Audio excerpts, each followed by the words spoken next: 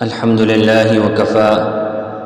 وسلام على عباده الذين اصطفى اما بعد اعوذ بالله من الشيطان الرجيم بسم الله الرحمن الرحيم ومن يتق الله يجعل له مخرجا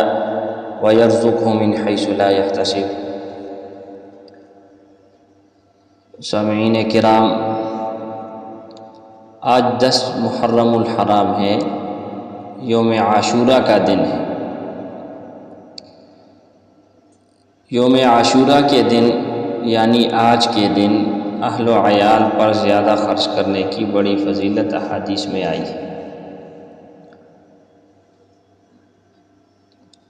لیکن جس حدیث میں آج کے دن کی فضیلت کا بیان ہے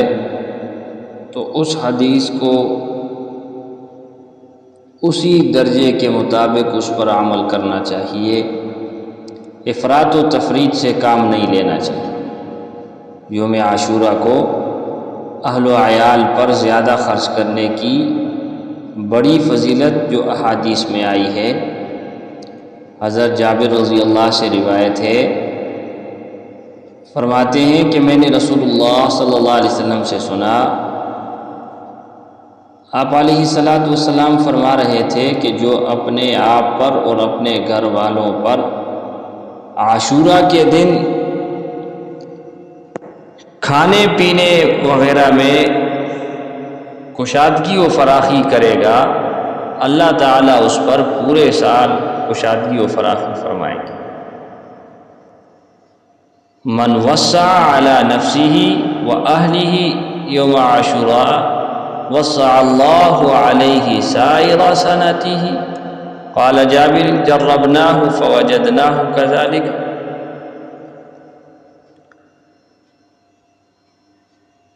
تو بعض حضرات نے اس حدیث کی سند پر کلام کیا ہے اور اس کو منکر کہا ہے، مگر واقعہ یہ ہے کہ اس حدیث کی سند صحیح ہے، بالخصوص جب کہ اس کی تائید دیگر احادیث و آثار سے بھی ہوتی ہے، تو اس مضمون کو منکر قرار دینے کے کوئی معنی نہیں۔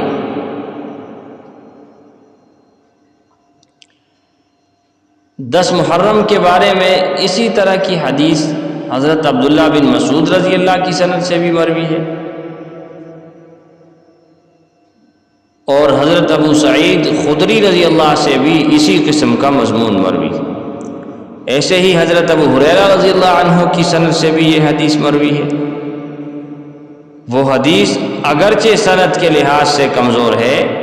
لیکن اس کے دوسرے شواہد موجود ہیں، اس لیے یہ ساری احادیث ایک دوسرے کے ساتھ مل کر قوت حاصل کر لیتی ہیں۔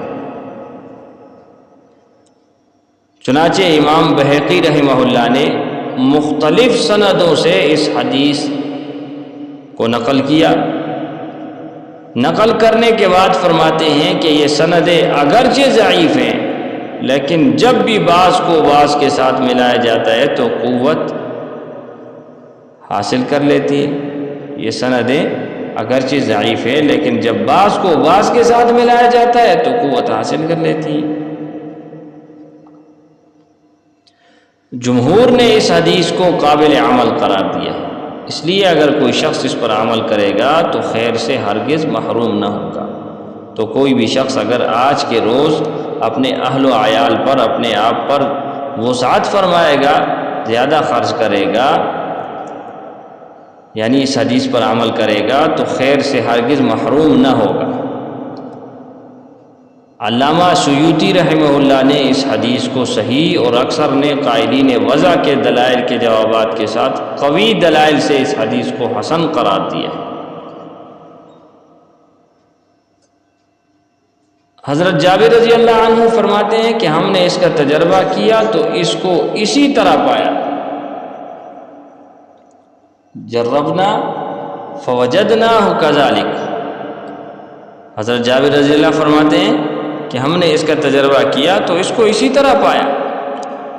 سفیان بن عیینہ رحمہ اللہ کہتے ہیں ہم نے 60 سال اس حدیث کا عملی تجربہ کیا تو اسے صحیح پایا۔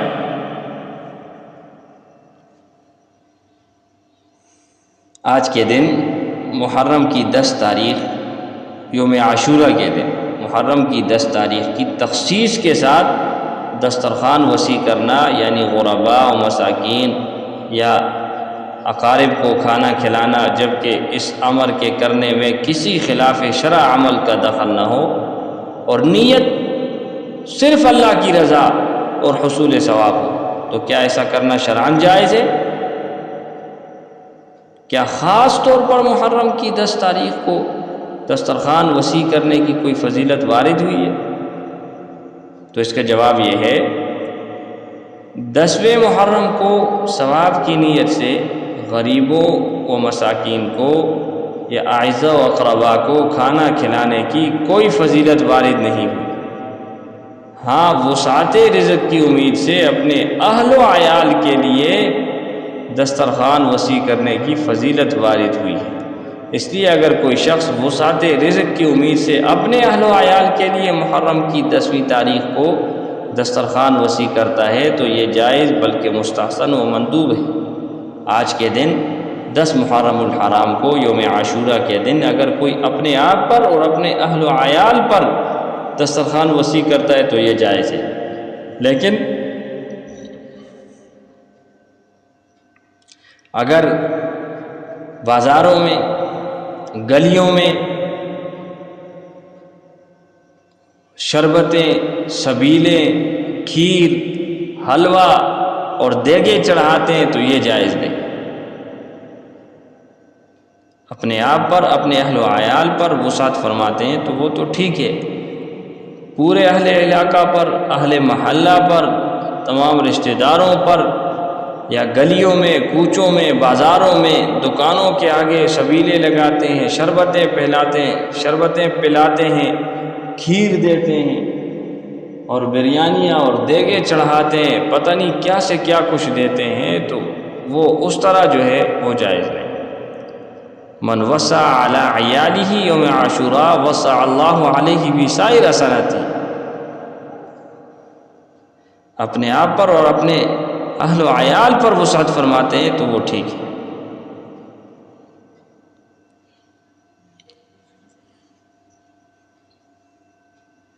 لیکن یہ ملحوظ رہے کہ چیزیں جس درجہ میں ثابت ہے ان کو اسی درجے میں رکھ کر ماننا اور عمل کرنا چاہیے، ان کو ان کے درجے سے بڑھانا نہیں چاہیے۔ آج کل اس حدیث سے ثابت شدہ عمل کے بارے میں عام طور پر بہت سے لوگ افراط و تفریط، کمی زیادتی کا شکار ہیں۔ بعض تو بالکل اس حدیث کو ثابت نہیں مانتے، جبکہ بعض لوگ اس کو اتنی اہمیت دیتے ہیں کہ فرائض و واجبات ادا کرنے اور گناہ اور حرام کاموں سے بچنے کے مقابلے میں اس قسم کی کھانے پینے کی چیزوں کا زیادہ اہتمام کرتے ہیں اور اس کو اپنے درجے سے بڑھا دیتے ہیں اور صرف اسی عمل کو سارے سال کی روزی میں برکت کا یقینی ذریعہ سمجھتے ہیں۔ حالانکہ بعض اوقات گناہوں کی وجہ سے بھی انسان کی روزی تنگ ہو جاتی ہے۔ وَمَنْ أَعْرَضَ عَنْ ذِكْرِي فَإِنَّ لَهُ مَعِيشَةً ضَنْكَ، تو بعض اوقات گناہوں کی وجہ سے بھی انسان کی روزی تنگ ہو جاتی ہے، اس لیے اس حدیث کے بارے میں درمیانی رائے اختیار کرنی چاہیے، اور وہ یہ ہے کہ نہ اس حدیث کا انکار کیا جائے اور نہ اس عمل کو فرض اور واجب کا درجہ دیا، نہ اس حدیث کا انکار کیا جائے اور نہ اس عمل کو فرض اور واجب کا درجہ دیا جائے، بلکہ دنیاوی برکت کا ایک عمل سمجھا جائے اور نہ کرنے پر اپنے آپ کو اور دوسروں کو گناہگار یا قابل ملامت نہ خیال کیا جائے۔ یہ بھی خیال نہ کیا جائے کہ یہ عمل نہ کیا تو تمام سال بے برکتی رہتی ہے۔ اسی طرح اپنی حیثیت سے زیادہ خرچ کرنا، فضول خرچی کرنا یا اس کے لیے قرض لینا یا کسی خاص قسم کے کھانے کو لازم و ضروری سمجھنا درست نہیں ہے۔ اور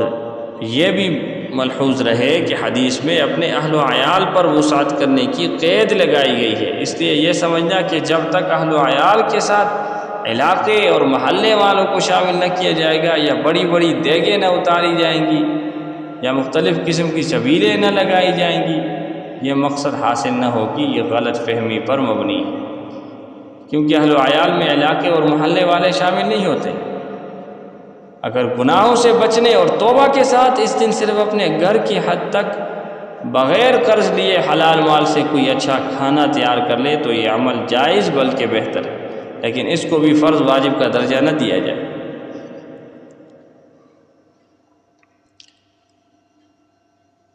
اس کے علاوہ قرآن مجید اور صحیح احادیث سے یہ بات واضح ہوتی ہے کہ نیک اعمال اور توبہ استغفار سے رزق میں برکت اور بداعمالیوں اور گناہوں سے رزق میں تنگی ہوتی ہے۔ قرآن مجید میں احادیث صحیحہ سے یہ بات واضح ہوتی ہے کہ انسان اگر نیک اعمال کرے، توبہ و استغفار کرے تو رزق میں برکت ہوگی اور بداعمالیوں اور گناہوں سے رزق میں تنگی ہوتی ہے۔ اللہ تعالیٰ کا ارشاد ہے جو اللہ سے ڈرتا ہے اللہ اس کے لیے نجات کی شکل نکال دیتا ہے اور اس کو ایسی جگہ سے رزق دیتا ہے جہاں سے اس کا گمان بھی نہیں ہوتا۔ وَمَن يَتَّقِ اللَّهَ يَجْعَل لَّهُ مَخْرَجًا وَيَرْزُقْهُ مِنْ حَيْثُ لَا يَحْتَسِبُ۔ ابتدا میں نے یہ آیت پڑھی، جو اللہ سے ڈرتا ہے اللہ اس کے لیے نجات کی شکل نکال دیتا ہے اور اس کو ایسی جگہ سے رزق دیتا ہے جہاں سے اس کا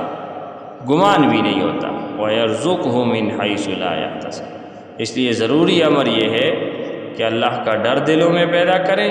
اور احکام خداوندی پر عمل کریں۔ یہی چیز ہے جو رزق میں کشادگی کا یقینی سبب ہے۔ اللہ تعالی ہمیں صحیح سمجھ عطا فرمائے اور حضور صلی اللہ علیہ وسلم کی کامل